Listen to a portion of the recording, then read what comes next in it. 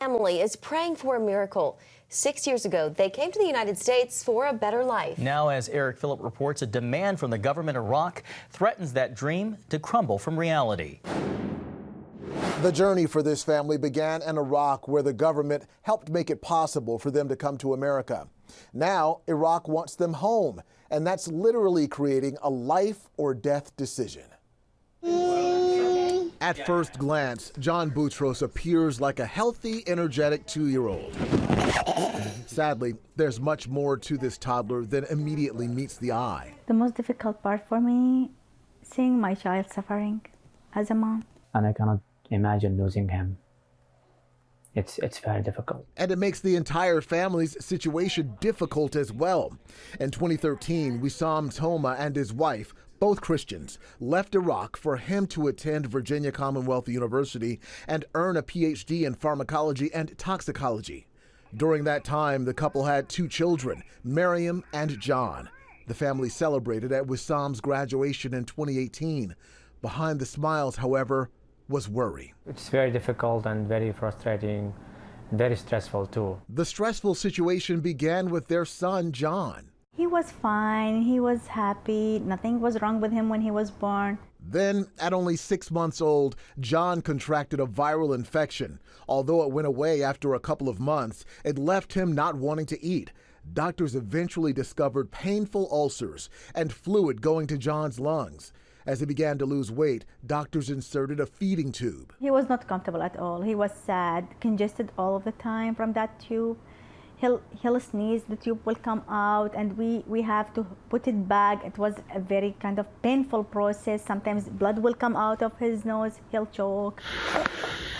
Then came unexplained seizures, kidney stones, and abnormal growth. Doctors ran all kinds of tests looking for answers. Finally, in July, the family got a diagnosis from doctors here at the Children's Hospital of Richmond at VCU that answered some questions, but perhaps created even more.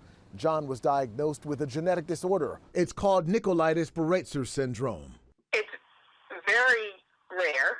I have never seen a case with it. There are 75 cases in the world. He needs a number of physicians to work with him, neurology, kidney doctors, feeding and developmental specialists that we have here at Children's Hospital of Richmond. Pick up, Ben. Treatment that John certainly would not get back in Iraq, although that doesn't concern government officials there. They want Wissam back because he signed a government contract to receive the scholarship. The agreement is if the student doesn't come back home, he's required to pay back all his due on a lump sum. And that totals more than $300,000, money the family does not have. Wissam's offered to pay back the loan in installments, but Iraq says no. He's reached out to both the U.S. Embassy in Baghdad and the Iraqi Embassy in Washington. Neither can help due to the binding document. What's worse, Wissam's siblings co-signed the contract, and now the government is garnishing their pay.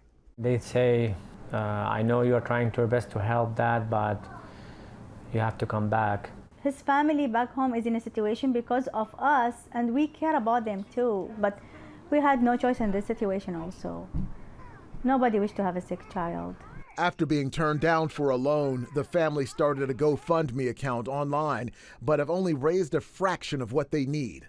As Christians, we always hold our cross and walk everywhere. Like in the Psalm 23rd. Even if I walk in the valley of shadow of death, I shall fear no evil because you are with me. So this is our life there. We accept everything, but now the major issue of us is John's health. What do you want to see happen? A miracle. We have faith in God, we believe in God, and we believe in miracles. The family believes there's an answer to their situation, but so far, they haven't found it. They're hoping that by getting their story out, someone may have a suggestion that will point them in the right direction. In the meantime, they're feeling the weight of the world on their shoulders. In Washington, Eric Phillips, CBN News.